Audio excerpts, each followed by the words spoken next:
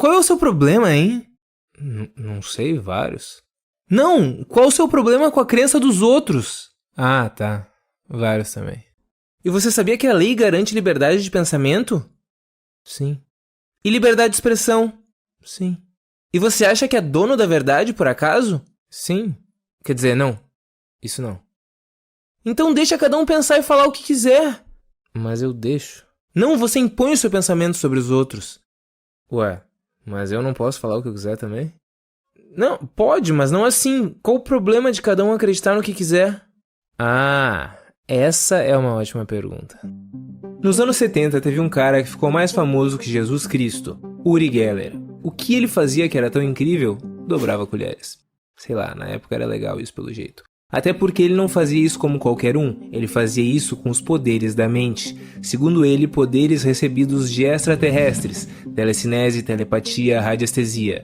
Isso fez com que ele fosse parar em tudo quanto é programa de televisão pelo mundo, incluindo o Fantástico e o programa do Jô aqui no Brasil, sempre levando a famosa habilidade de dobrar colheres e algumas outras habilidades, tipo dobrar pregos e chaves, acelerar ou parar ponteiros de relógios e visualizar e replicar desenhos escondidos. Na época, ele ganhou a exposição da mídia, a confiança da população e a atenção de boa parte da comunidade científica. Ele chegou a ser testado pela CIA e depois estudado pela DIA, Agência de Defesa da Inteligência Estadunidense. E sabe qual foi a conclusão do estudo? Uri Geller claramente exibia poderes paranormais. Ponto. Tem estudo científico mostrando que é poder paranormal, então é poder paranormal e caso encerrado. Fim. Acabou. Mais ou menos. Não é bem assim. Até porque é isso, o cara tem poderes paranormais e extraterrestres pra entortar colher? Se a gente parar pra pensar, entortar uma colher com o poder da mente nem é o jeito mais inteligente de entortar uma colher. Então qual foi o problema? Basicamente, o estudo era um lixo. Ele não foi estudado por 2 cientistas, 2 médicos, 2 mágicos, 2 sommeliers de maconha. Ele foi estudado por 2 parapsicólogos. E parapsicologia está para psicologia, assim como o coach quântico está para física quântica. Resumindo, pseudociência, picaretagem, essas coisas. Os parapsicólogos eram Russell Targ e Harold Puthoff, 2 pseudocientistas que já acreditavam em poderes paranormais, já estavam fascinados pelo Uri Geller e não procuravam respostas, procuravam confirmação. Quando os cientistas normais, não paranormais, viram aqueles resultados incríveis, ficou claro que o estudo era mal desenhado, enviesado e sem validade nenhuma. Mas mesmo que isso tenha tirado os parapsicólogos da jogada, não fez nenhum arranhão na credibilidade do Uri Geller, que continuou indo a tudo que é tipo de programa e ficou cada vez mais rico e mais famoso. Só que sempre que surge uma história desse tipo, existe um grupo que gosta de estragar as coisas, o bonde dos rouba-brisa, também conhecidos como céticos. Um desses caras era o James Randi. Ele não só duvidava de toda essa história, ele mostrava que conseguia replicar todos os truques do Uri Geller. E olha só que loucura, sem nenhum poder extraterrestre. Como ele mesmo dizia, com puro ilusionismo. Que obviamente era o mesmo jeito que o Uri Geller fazia. Mas seria muita inocência acreditar que isso botaria uma pá de cal nesse desastre humano, ou extraterrestre. Uri Geller continuou famoso por décadas, e tem gente defendendo ele até hoje, mesmo que ele tenha perdido bastante credibilidade com o tempo e com alguns fracassos midiáticos, tipo quando ele não conseguiu mostrar nenhuma das suas habilidades paranormais num talk show porque pediram ao James Randi que preparasse os materiais antes da apresentação, prevenindo qualquer tipo de truque. Ou porque ele nunca aceitou o desafio do próprio James Randi, que pagava $1 milhão para qualquer pessoa que provasse em uma situação controlada algum poder paranormal. Aliás, o James Randi morreu sem que ninguém conseguisse passar nesse desafio. Ou quando em 1992 a modelo húngara Helga Farkas foi sequestrada e consultaram Uri Geller, que usou seus superpoderes para prever que ela seria encontrada com boa saúde, sendo que no fim ela nunca mais foi encontrada e declarada morta, provavelmente assassinada, ou por não ter aceitado na televisão ao vivo o desafio de também $1 milhão do mágico Chris Angel, de simplesmente adivinhar o que estava escrito em um envelope fechado, que teoricamente era um dos superpoderes principais do Uri Geller. E claro, por ter processado boa parte das pessoas que desmascararam ele e não usar os próprios superpoderes para prever que ele não ganharia quase nada. Ele processou até a Nintendo por causa do Pokémon Kadabra. Lembra da colherzinha que ele segurava? Que, aliás, foi um dos poucos que surtiu efeito, fazendo com que a carta Kadabra ficasse indisponível por 18 anos. Isso aí, cara, já é inadmissível, né? E por que tudo isso é importante? Porque essa história se repete milhares de vezes em lugares diferentes, em proporções diferentes, com uma ou outra variante. A Mandiná, o Homem do Rá, a menina que chorava cristais, tudo isso em horário nobre na TV aberta, na época que a Globo não chamava a explorar uma mentira de fake news. Lembra? E claro, para completar a lista, não poderia faltar o nosso guru mais famoso, amado pelos nossos artistas excêntricos e aclamado no mundo todo, João de Deus, que graças ao diabo foi condenado a mais de 200 anos de prisão. Mas isso aqui é Brasil, então ele tá em prisão domiciliar e casado com a advogada. Mas deixa cada um acreditar no que quiser, gritam vozes sensatas. E nós, extremamente intolerantes, respondemos: deixar a gente deixa, mas a gente vai encher o saco pra caralho. Charlatanismo e picaretagem custam muito, mas muito caro. Tem gente até hoje dizendo que João de Deus realmente tinha grandes poderes paranormais de cura, mas que infelizmente usou esses poderes pro mal. Sabe o mal? Tipo estupro de vulnerável, aliás, estupros de vulneráveis, no plural. A lógica de alguém que não abre mão de uma crença imbecil, mesmo diante desse nível de evidências, é tipo 2 mais 2 igual a triângulo. Talvez nada mude a cabeça dessa pessoa, mas muita gente ainda tem salvação, então a gente vai continuar caindo em cima. Só que uma coisa precisa ficar clara: é difícil, quase impossível entender, mas a culpa não é de quem está sendo enganado, por mais que ele defenda e dissemine todo esse lixo. A gente tem que fazer o maior esforço do mundo para lembrar que é só mais um idiota útil, um inocente útil, que definitivamente precisa ser posto no seu lugar, porque também é perigoso, só que a culpa não é dele, a culpa é de quem engana. Mas justiça seja feita, realmente essa relação entre a população leiga e as pessoas com superpoderes não é mais a mesma. As pessoas já não se deixam enganar com tanta facilidade, e quando surge um louco aqui ou ali que até consegue, não dura muito. Como foi o caso de um cara que tem um canal com nome assustador. Não dá pra lembrar exatamente qual era, mas era assustador.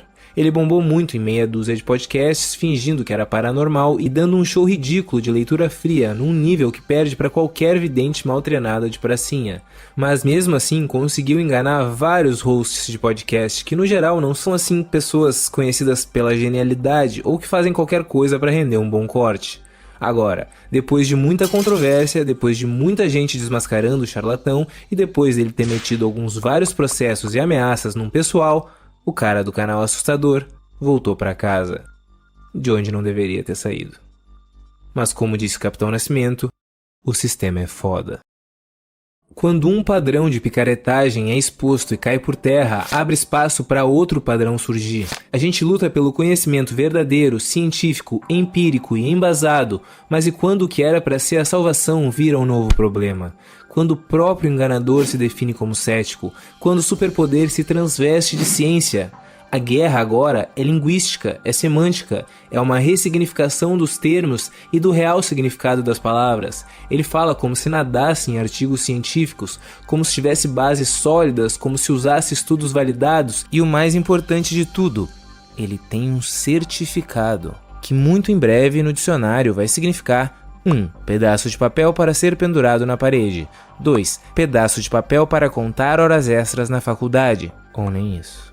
De novo, a guerra é semântica. Ele usa termos complicados para parecer técnico, para parecer científico. E muito pior do que negar a ciência é se disfarçar de ciência, porque isso vai além do público leigo. E pega quem já tem um certo conhecimento, quem já entendeu que não dá para acreditar em qualquer coisa, e até as pessoas treinadas. Não muito bem treinadas talvez, mas a gente tá no Brasil, paciência. E aí, a autoridade que se constrói dessa vez é mais forte ainda. Não é mais uma batalha dos céticos contra os picaretas paranormais que usam inocentes úteis como soldados descartáveis. É uma batalha de um que outro cético que sobrou ou teve coragem contra os picaretas que usam milhares de inocentes úteis como soldados descartáveis e grande parte da comunidade científica como escudo, porque a comunidade científica também caiu no papo do picareta ou então preferiu não se meter na treta. Se ele diz que é ciência e parece ciência, então tudo bem. Dessa vez, não dá pra apontar o dedo e falar: ih, olha lá, essa coisa de sobrenatural nem existe. Não, ele mesmo fala que não tem nada de sobrenatural, nada de paranormal. É tipo um herói que não tem superpoderes, mas que mesmo assim trabalha com todas as forças pra combater o mal. Um herói sem esse papo de energia e que não nasceu diferente de ninguém, mas que se esforçou tanto que desenvolveu uma habilidade quase sobre-humana. É como se fosse o Batman da vida real. Claro que isso é uma metáfora, não é ninguém específico. Tá, mas e se essa habilidade quase sobre-humana não funcionar? Se tudo que ele tiver dito que é científico não for científico? Se os artigos forem obsoletos e os estudos enviesados? Se tudo que ele usa como prova já tiver caído por terra, cientificamente falando?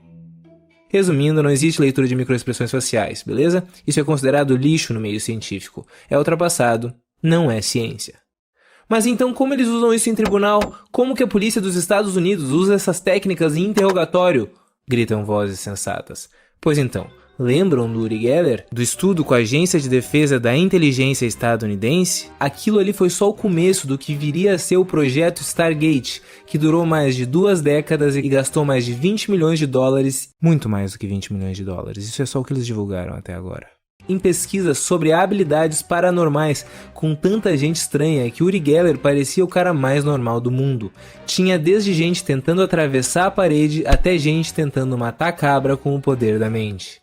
Quem diria, o poder público não é uma fonte confiável de verificação científica. E não é só no Brasil que o poder público é imbecil e faz coisas como botar reiki no SUS e aceitar psicografia como prova no sistema judiciário. Isso diz mais sobre a precariedade das instituições do que sobre a validade da pseudociência do cara. E não são casos exatamente iguais, mas sabe uma das várias coisas que o Uri Geller, o cara com canal de nome assustador, e o Batman têm em comum? Aquela censurinha básica.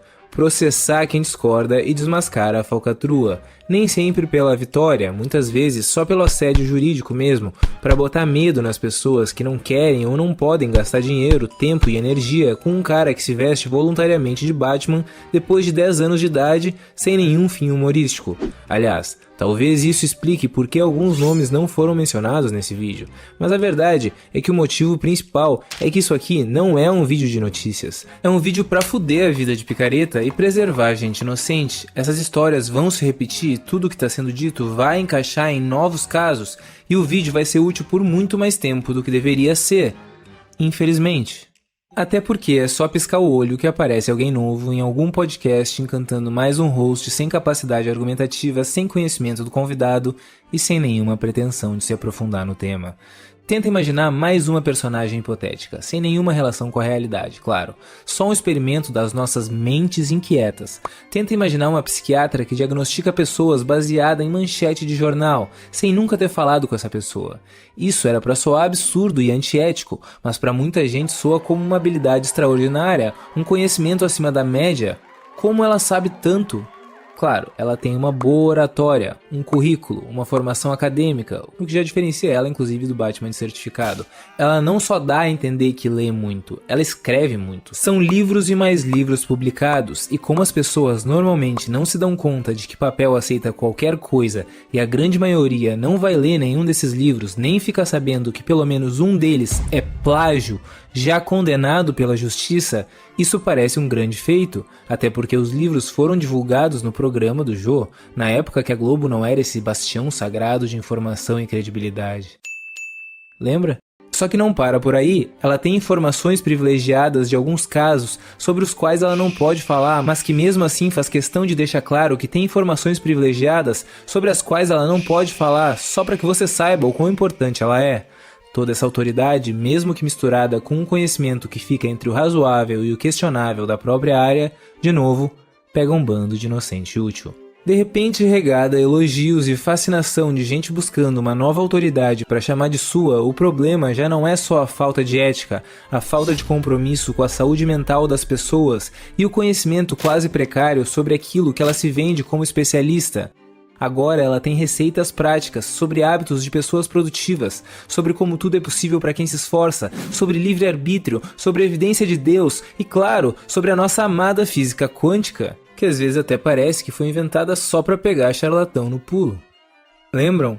É uma guerra linguística, semântica. Uma suposta autoridade científica que supostamente escreve livros baseados em supostas evidências misturando física quântica com espiritualidade faz parecer que existe alguma verdade nisso tudo. E essa mistura absurda, com uma falta de ética absurda, confunde tanto as pessoas que até quem tenta ser mais cético fica completamente perdido, chegando ao ponto de achar que quando os físicos negam as pseudociências quânticas, eles estão negando toda a física quântica. Mas não, nenhum físico nega a física quântica, eles só deixam claro que ela não tem nada a ver com o poder da mente ou a lei da atração e esse tipo de coisa, mas ajuda a fazer uma máquina de ressonância magnética, que é uma beleza.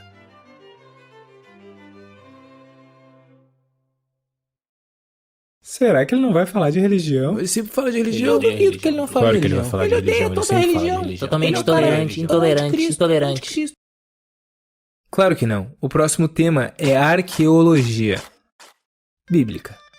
Conhece? É um ramo da arqueologia que foca no Oriente Médio e pesquisa as regiões e restos materiais que tenham relação com os relatos da Bíblia e as histórias de religiões judaico-cristãs. Eles até já encontraram algumas coisas bem interessantes, tipo os manuscritos do Mar Morto e a piscina de Siloé, mas nada que fosse muito chamativo para o grande público carente de Deus. Então a gente vai precisar de mais um personagem totalmente hipotético florescendo em podcasts. Um cara muito respeitoso e muito calmo, e muito respeitoso e muito calmo e um pouco mentiroso. Primeiro você tem que entender que ele não é um crédulo, ele é um crente, que são sinônimos em todos os dicionários. Mas enfim, ele não é um crente qualquer, ele também é um cientista. E pastor também, mas uma coisa não exclui a outra. Tá certo que ele nega a evolução das espécies e acha que a vida na Terra tem poucos milhares de anos. E levanta a hipótese de que os dinossauros foram extintos porque não entraram na Arca de Noé. Aí não tem muita ciência aí mesmo. Mas pelo menos ele foi no programa do Jô mais de uma vez. Na época que a Globo não se importava muito com rigor científico. Lembra? Depois de tudo isso ele também diz que é cético. Só que é um ceticismo diferente, o ceticismo da fé. Dos mesmos criadores de "sou muito cético para ser ateu". Sabe aquelas ideias de que o universo é muito perfeito e de que do nada, nada se cria, então tudo indica que existe um criador, que por algum motivo não entra nessa regra de que do nada, nada se cria, e eles dizem que sempre existiu?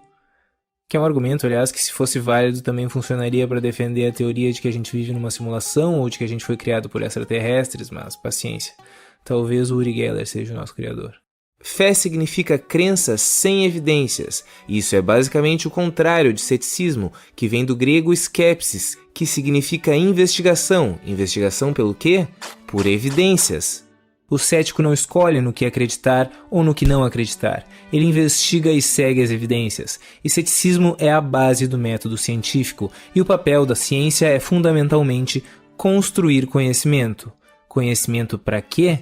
Para fazer esse celular que você está segurando, a cadeira na qual você está sentado, a casa onde você mora, a vacina que erradicou a poliomielite em quase todos os países do mundo e até os instrumentos que o arqueólogo bíblico usa para procurar a Arca de Noé e depois a câmera e o microfone que ele usa para mentir que quase encontrou. Quando a gente ignora o real significado das palavras num joguinho linguístico para arrebanhar seguidores e criar uma coisa totalmente ilógica como o ceticismo da fé, a gente chega em uma bizarrice tipo investigação por evidências da crença sem evidências. Para quem ainda não consegue aceitar que religião e ciência não se misturam, aceitem pelo menos que fé e ceticismo definitivamente não se misturam. Então, quando esse suposto cientista totalmente fictício fala sobre supostas evidências do dilúvio narrado na Bíblia que teria inundado toda a superfície terrestre e matado todos os humanos do planeta, menos Noé e sua família, que botou todas as espécies de animais do mundo numa arca, menos os dinossauros, aparentemente, sendo que depois de 40 dias, ou um ano, sei lá, depende da maleabilidade interpretativa do leitor, toda essa água sumiu feito mágica, ele não está usando absolutamente nenhum tipo de ciência, arqueologia ou qualquer tipo de conhecimento. Ele está usando exclusivamente, nada mais, somente fé. Qualquer pessoa que entenda física básica, não física quântica, não física avançada, física básica já é suficiente, consegue entender a total impossibilidade de um dilúvio inundar toda a superfície terrestre e ainda por cima dessa água simplesmente sumir em 40 dias. Ou um ano, tanto faz, é impossível igual. E é aí que surge normalmente o "mas para Deus nada é impossível". E de novo, isso é fé. Não é arqueologia. E fé é crença sem evidências. E crença sem evidências não produz conhecimento. Fingir que a sua fé é ciência é o começo da destruição de todo o conhecimento construído até aqui.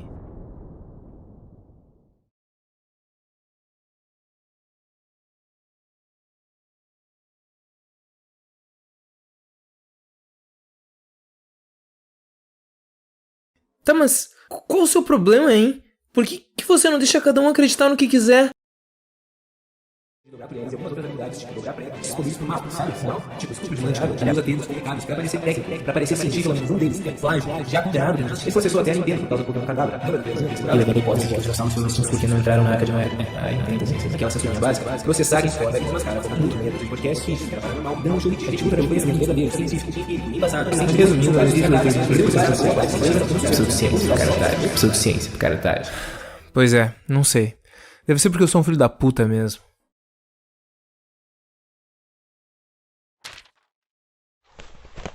Meu Deus, não era pra você estar lá morrendo com todo mundo no dilúvio? Ah, não, eu sou ateu. Tá, mas não é assim que funciona. É assim que funciona? Isso não faz muito sentido. Nossa. Mas o que você tá fazendo aí então? Divulgando o curso Essência da Filosofia. Cara, nem dá pra ler o que tá escrito aí. Ah. É que é incrível, tem uma aula pra cada um dos filósofos mais importantes da história. No caso, a história de verdade, né? Não essa que tem dilúvio e que a gente vive na mesma época que os humanos. E todas as aulas são desenhadas e tem por volta de 10 a 20 minutos, então dá pra assistir a uma aulinha por dia e entender os pensamentos mais importantes da humanidade em uma linha cronológica de verdade também, no caso, né? Não essa cronologia que tem Adão e Eva. E é o melhor curso do mundo. Ah, tá. Mas por que a gente se importaria com os humanos? Ah, não, a gente não se importa, mas a gente tá se comunicando com os humanos ali do outro lado da tela e isso é só licença poética. Tipo, a gente continua sendo desenhado sem penas. Shhh, não fala essas coisas. Ah, tá, desculpa. Você viu que estão falando por aí que você é vegano? Nossa, esses humanos são tudo louco mesmo. Ah, é pra todo mundo que chegou até aqui, entrem no nosso canal oficial do Telegram, que vai funcionar tipo uma arca quando o próximo dilúvio de pseudociência e desinformação chegar. E se você gostou do vídeo, deixa o like, compartilha, se inscreve no canal e ativa o sininho para receber notificação a cada vídeo novo. Ainda vem muito pela frente.